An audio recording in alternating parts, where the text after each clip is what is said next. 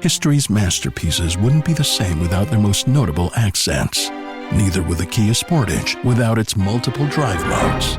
The Kia Sorento without its expansive 12.3-inch panoramic display.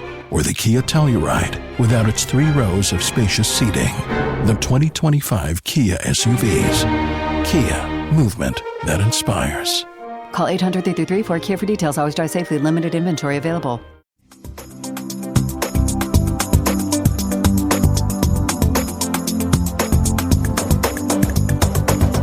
So hi, everyone. Welcome to another episode of Unpacking Possibility. I'm your host, Traci Stein, as always. I'm so happy to be here with you. Today's episode is going to be yet another one that's probably a little bit more on the esoteric end of the spectrum, but what I'm hoping is that by the time we are done chatting with each other today, you will be thinking about yourself and time in a way that is brand new and that maybe helps you to feel better, do better, and live better overall, because really that's the whole aim of this podcast. So time. Time is something that we generally tend to think about. Most people think about the same way. We think about it like a river that moves in one direction. We tend to think about time like a train that's moving stop to stop, and maybe the speed will change or the stops will be some longer and some shorter. But generally, we think of our lives as moving forward from point A to B to C to D, whatever that is. And we don't ever think about our lives as moving in any other direction, right? But there are some people talking and they have been for quite a while, about the idea of something called retrocausality or retrocausation. And what that refers to is the idea of time kind of influencing something else. What retrocausality refers to is the idea, quite simply, of something that we do now in the present or in the future, influencing something that technically should have happened before then, right? In the past compared to whatever time that we're doing this thing in, or thinking about this thing, or knowing something and learning something. I know it sounds a little bit hard to grasp, but let's see where we go with this. So it's something that physicists have been talking about. There's still debate about. There is not a consensus that we can influence things that have already happened. But that said, there is some research evidence that we can. There are other things that seem to make that seem more possible or plausible, and that's the idea of precognition. And most of you listening to this podcast probably know what I'm referring to, but for those for whom that's a newer topic or term, precognition, think of something beforehand, and cognition, becoming aware of, knowing something beforehand. So precognitive dreams are something people commonly experience. Almost everybody can recall a time, and they've probably chalked it up to coincidence, and that's fine. But where they've had a dream about something, often it's vivid and very specific, and sometimes it's different from what they would normally expect. And within a certain, usually short period of time, something happens and it unfolds like the dream. And I wouldn't call things that happen all the time that you would expect to happen that way. I wouldn't call a dream about that a precognitive dream. If every Monday the school bus picks your child up at 7:15 and you have a dream about that, that's really not that remarkable, right?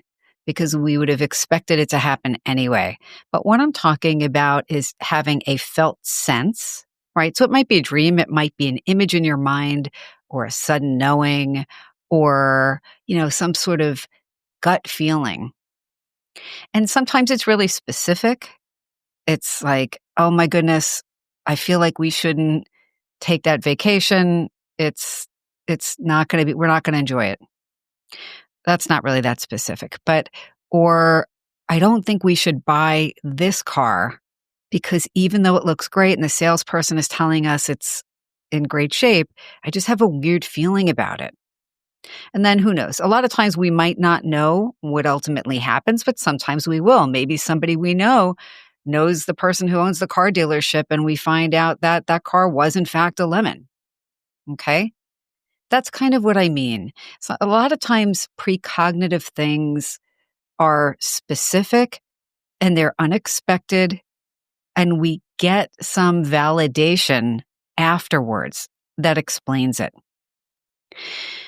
So I'm going to give you some other examples of precognition. And there's a reason why I'm mentioning precognition, knowing something before it happens, and lumping that in a little bit with retrocausation, where we think, feel, or do something at a future time that influences the now or influences the past in some way. I know it's a lot to wrap the mind around, but keep in mind that by the end of this episode, I'm going to give you some suggestions for a little exercise you can do with yourself. Because if we even just allow for the possibility of retrocausality affecting the past by what we think or do in the now, what would that do for us? Could it be healing? Could we send feelings of comfort to ourselves at a previous time when we were really stressed or worried about something? Could we send a heartfelt message to our previous self, you've got this, or we've got this, or we get through this? Because everyone has times when they think they can't, right? We lose a loved one, or we lose a job, or we have some other difficulty. We're going through an illness. And having a sudden feeling or sense of what is to come in a way that is helpful or reassuring, to me, that sounds like a good thing. And we'll talk about the possible psychological aspects of that too, because as you know, if you've listened to this podcast before, I never want you to just take something as true because I say it. I respect you, I care about you, and I want you to decide what's right for you. I can't do that. Of course I can't. But I'm just sharing some things that I've been thinking about.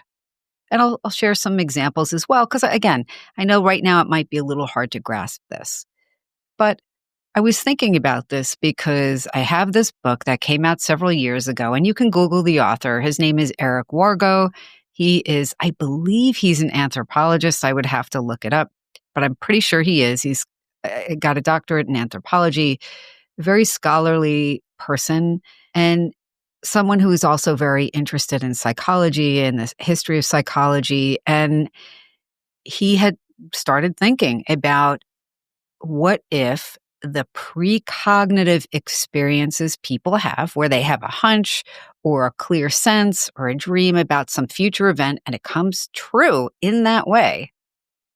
What if it's not just picking something, some information out of the ether, out of, the air, and just happening to be right? What if it's not our imaginations?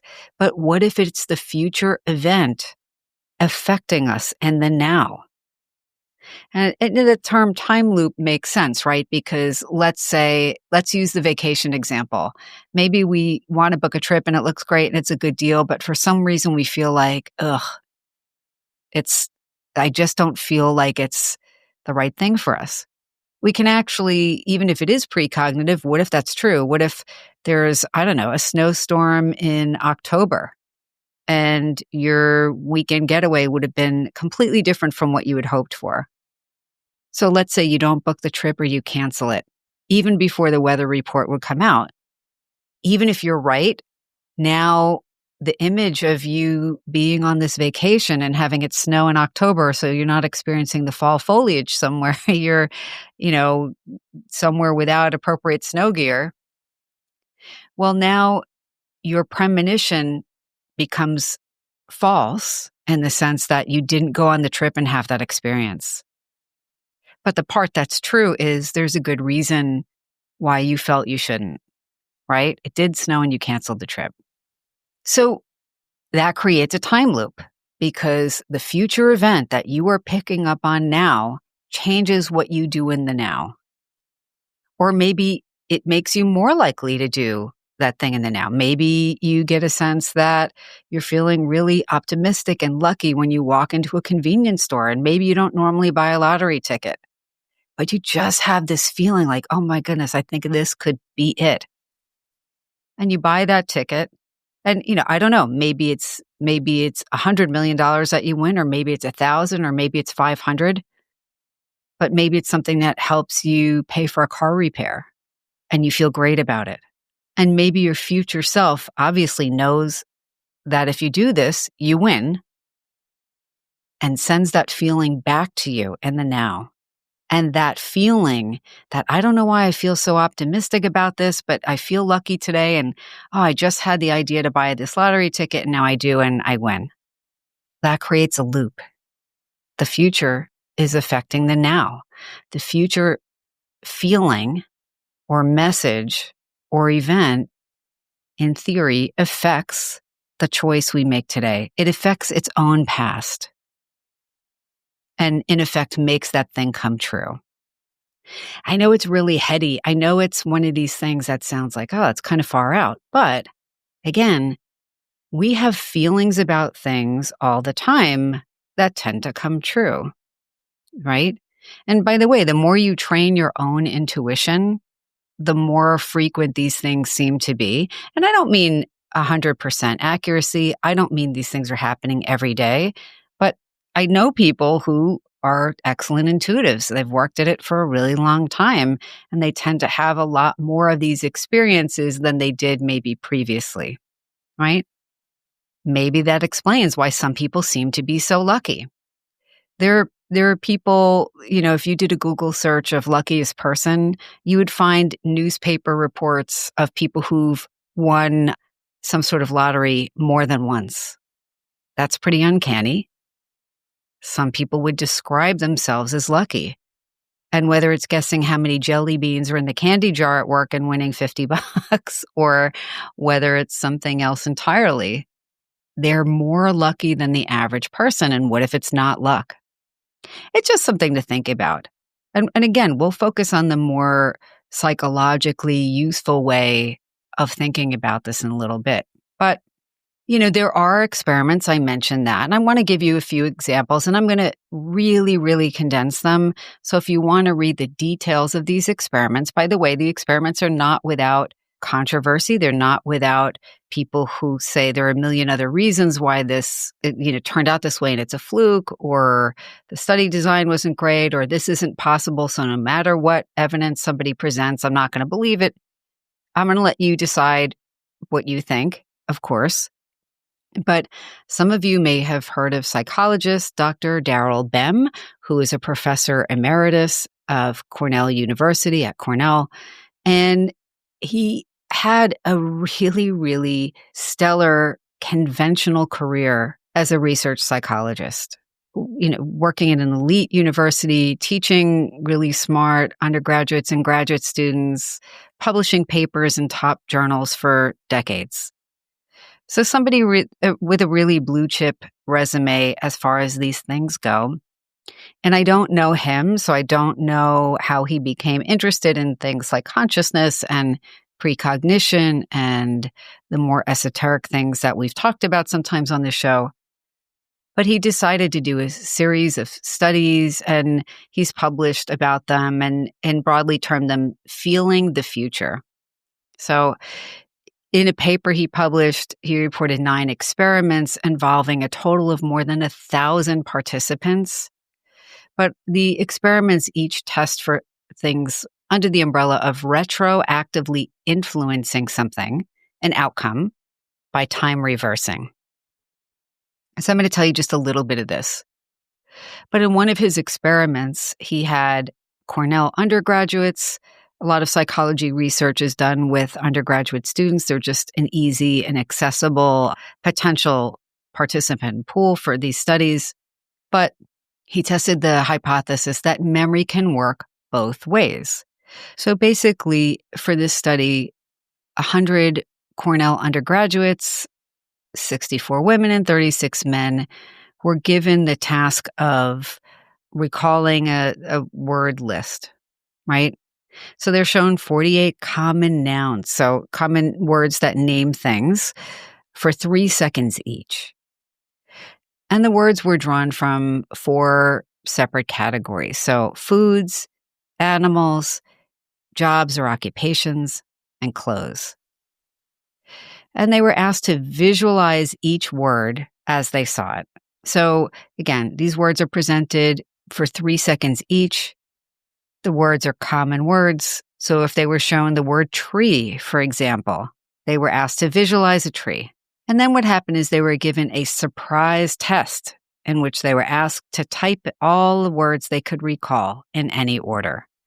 So they knew they were going to be given a list of words. They didn't know they were going to be asked to recall them. And we're going to assume that for the Cornell University undergraduates, because they tend to be super smart, that maybe they would remember more than the average person.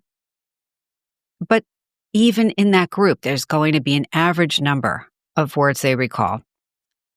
A subset of students were shown the list of words again. And what Daryl Bem found is that seeing the list of words after you've taken the test, but before you've received your score, affects the number of words you'll recall. And there were statistically significantly more correct words recalled by the students who were in the group that got to see the list after the test is done.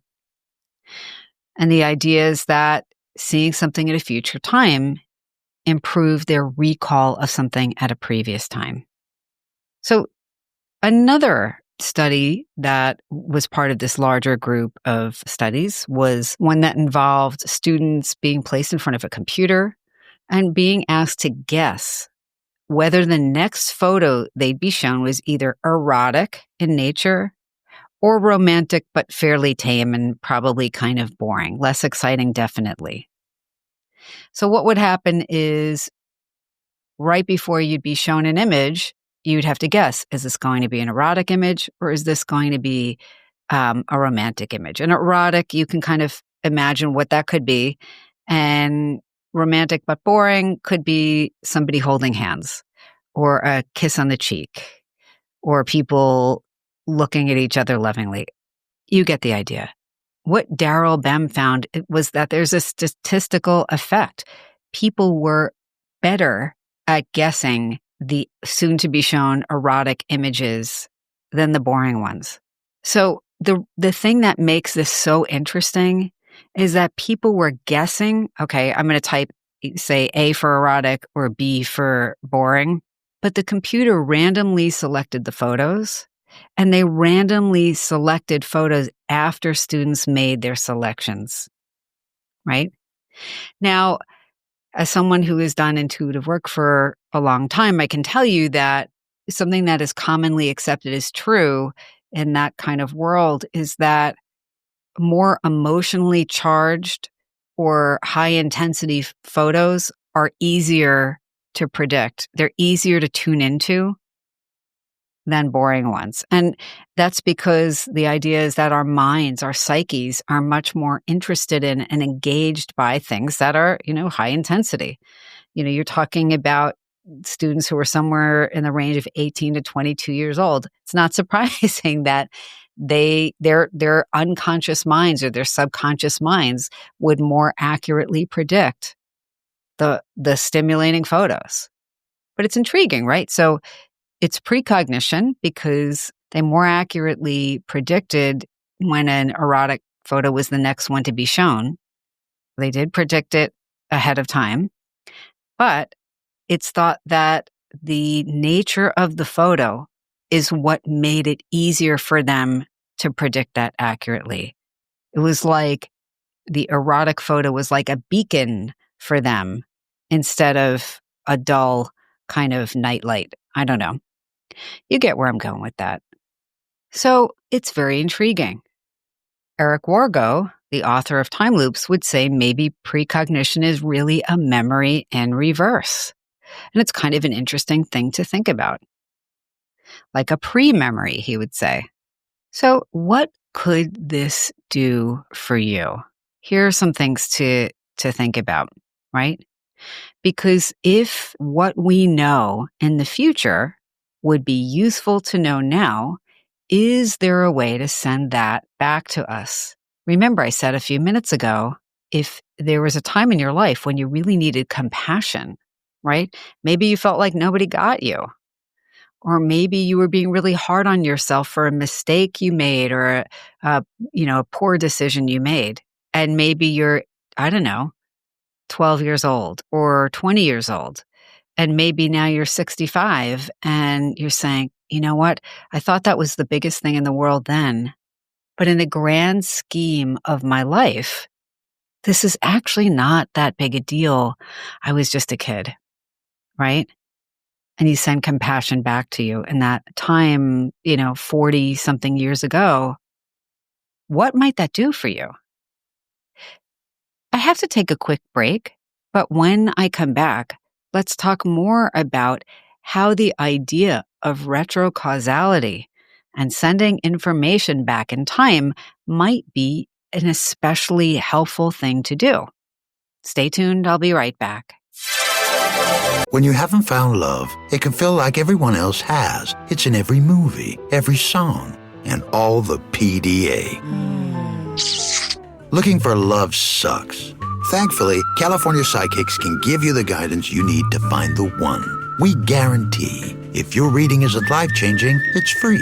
And new customers receive 20 minutes for just $20. Visit CaliforniaPsychics.com and experience the joy of certainty. California Psychics. Welcome back. So we've been talking about the idea of retrocausality, the idea that somehow our future self or our self in the now could send some sort of emotion or even knowledge back to us in the past in a way that would be helpful. And we know that there's some research suggesting that that could be possible.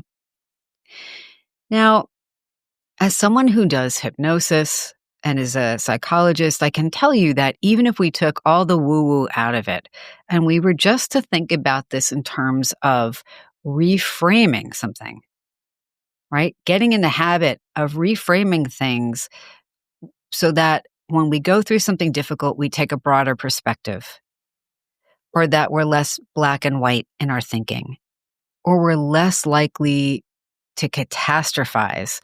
In other words, we're less likely to feel like something bad is catastrophic when maybe it's really just kind of bad now. What would that do for us? And I'll give you some examples from hypnosis. I mentioned before the break that who doesn't do something stupid or that makes them feel bad, maybe about themselves when they're, 12 years old or 15 years old or 20 years old even, right? Or 5 years old. They get in trouble for something and you feel awful. What if you could send something back, a feeling of comfort, a feeling of compassion, a way of putting it in perspective to yourself at the time when you needed it, right? Now, in hypnosis, what we can do is we can move forward and backward in time because remember, in the mind, all things are possible.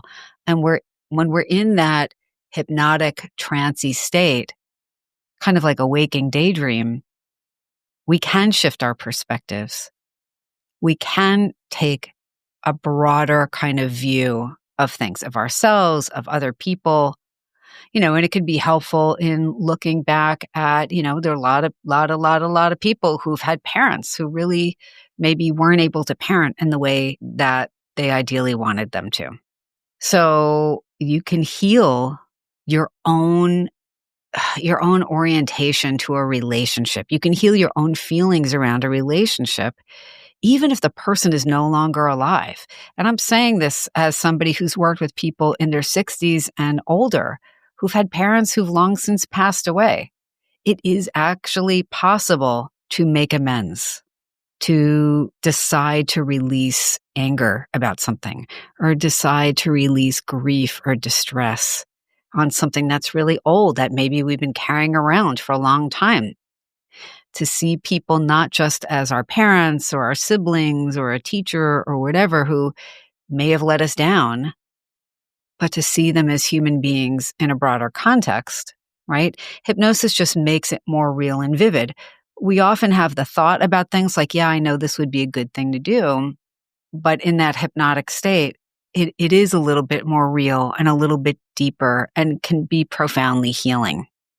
Maybe it's something else where you just felt really embarrassed about something. I'm going to tell you a story, and this is going to sound like, oh, it's not that big a deal. But when I was in second grade, I don't know if my friend Linda is going to listen to this episode. Maybe she will, maybe she won't, but she'll know exactly what I'm talking about. I don't know, it was second grade or third grade, maybe it was third grade. And our little school had a talent show. And Linda was learning to play piano. And I just was always, and I still am, a person who sings when I'm home, especially when I'm by myself. I sing in the shower. I'll sing to my pets. I'll sing while I'm, cleaning something up. I'll sing in the car. A lot of people do that. But anyway, we didn't know what to do for the talent show, but Linda was like, hey, what about you sing and I will play Piano Man, Billy Joel's Piano Man on the piano. True story. So we got up there and, I'm someone who had not really had to get up in front of any group of people. I'm probably on the shyer side by nature. I don't love putting myself out there. You're probably surprised given that I'm, I have my podcast and all that. But I remember we got up there and I just froze and my voice was really quiet. Linda, God love her, made a few little, I guess, keyboard mistakes on the piano. A few notes were a little bit off, totally fine. We were kids. I don't know what we were, like 9 or 10 tops. And I was like holding my skirt with my hands and just like stiffly and awkwardly swaying a little bit, as I had seen people do when they were singing on TV. But they did it more fluidly, and I looked like the Tin Man from The Wizard of Oz. And I think some of the kids laughed and maybe whispered about, oh, they're not good. So I don't know how we got through that song, which felt like the longest song in the universe. It's not really that short a song anyway. I can't tell you how long I felt so embarrassed. Like, why did I agree to do this? And why did I do this so awkwardly? Or why did I do it at all? And, it sounds crazy right now because it's decades later and I can look back very consciously and send love to that little girl and to Linda as well, because you know what? Good for us for getting up there. And of course, we didn't know how to do this. We'd never done it before, and no one was coaching us about how to get up there and sing and play piano in front of a group for the first time. It's almost funny. Except that I remember how bad it felt, right? And all these cute little kids. I don't think they meant to make us hold on to shame and embarrassment about it.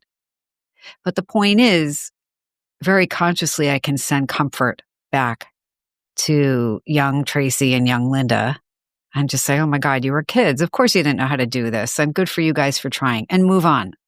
In a hypnotic state, I can actually be back there and I can be inside my 9 or 10-year-old self and let that 9 or 10-year-old self know that, it's okay. It's okay if people are laughing or think you're doing a bad job. And it's okay if you did do a bad job.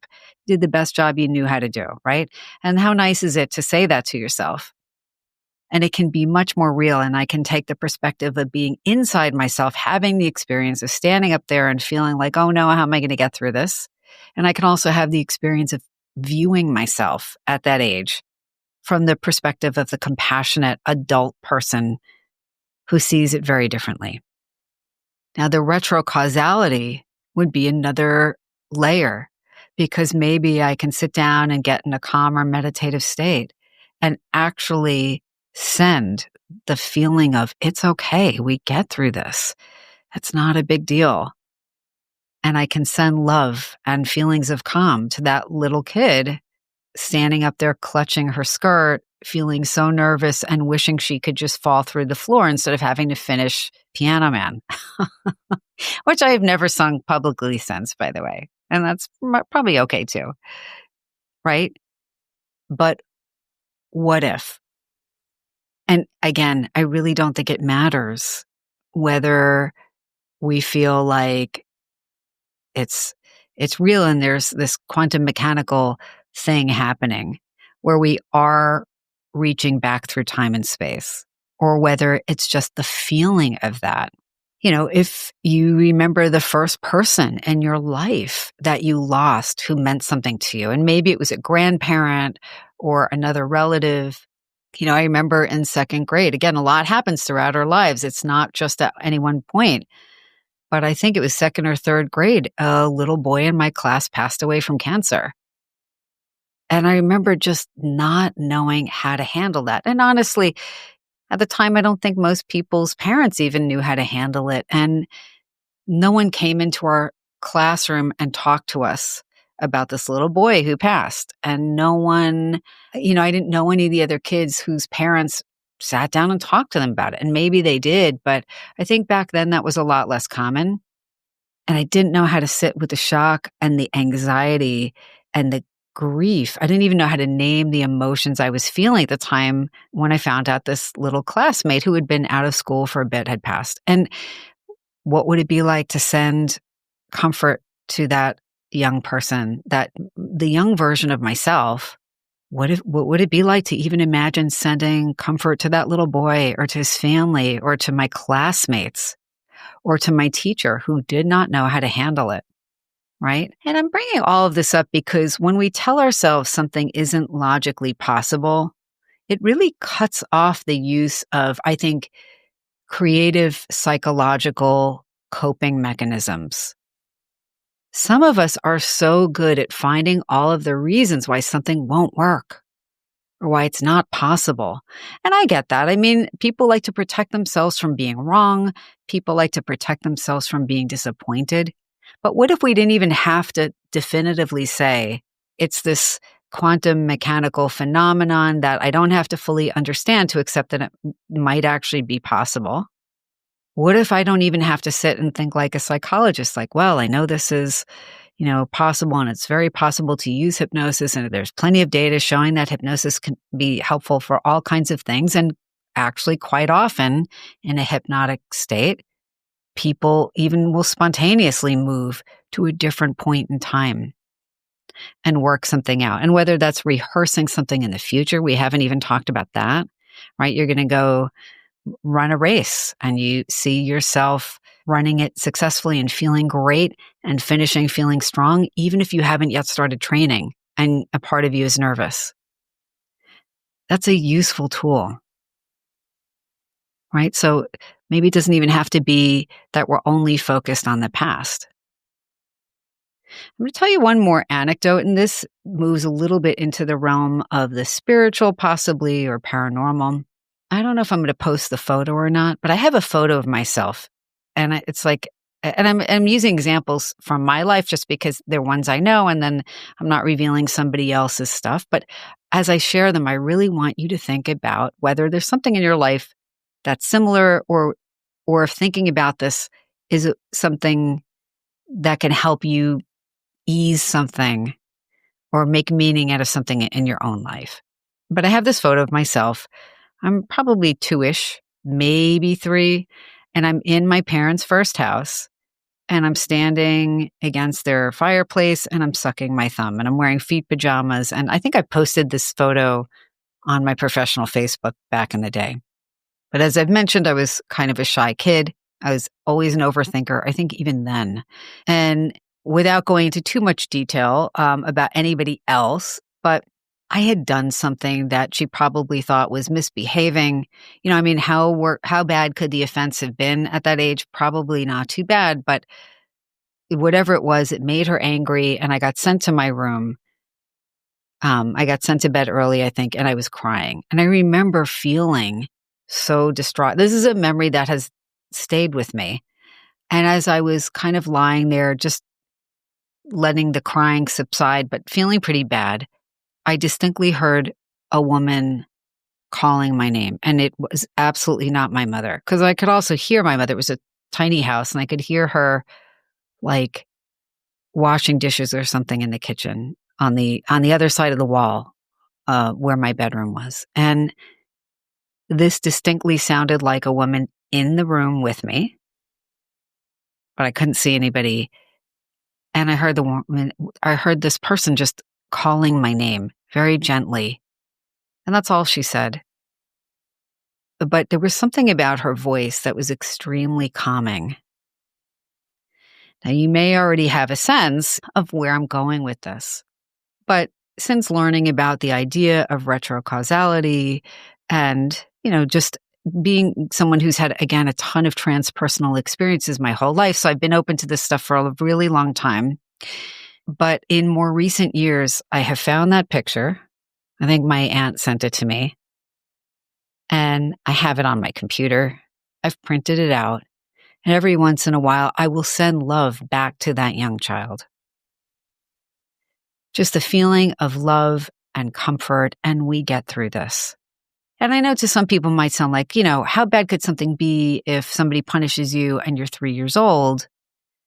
To a 3-year-old, if your parent's mad at you, if your parent is mad at you, it feels awful. Understatement. And if you don't understand what you did wrong or whatever, it's a lot to sit with. Little kids don't really have a lot of ways of understanding these things, not in the way adults do, of course. But I think the voice that I heard in my bedroom that day and that calming presence, because there was a sense of presence, even though I couldn't see anybody, I think that was my voice. And I think that was my intention to send calming back to myself, which I have since done. And again, I know how that sounds, but imagine if you could send something similar back in time to yourself when you needed it. And I don't think it matters if you were 3 years old or if you were 33 years old or 63 years old, or if it was yesterday. What would that do for you? So an exercise you might want to consider doing, it's totally up to you, would be notice the situations or the times in your life that have become emblematic. They represent something. They represent when you felt lost, or when you felt like, no one gets me, or when you felt like you're sitting with grief that maybe no one else could understand in that moment. Whether they could or not, that's the feeling. Or whether there's a situation that is emblematic of you feeling anxious and you just wish you knew how things were going to go. Maybe get in the practice, whether it's in your meditation or whether you just take a few moments to quiet your mind and have your hand over your heart and just send love, compassion, safety, support, whatever it is, to that you in those moments.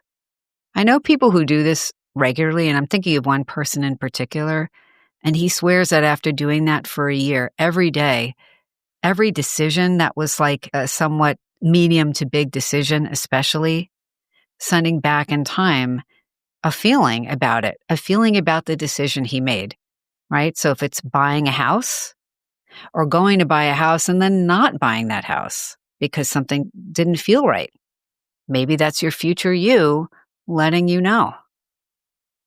Because again, the more you do it, the more you might start noticing that your own gut feelings, your own intuition becomes easier to notice and more accurate.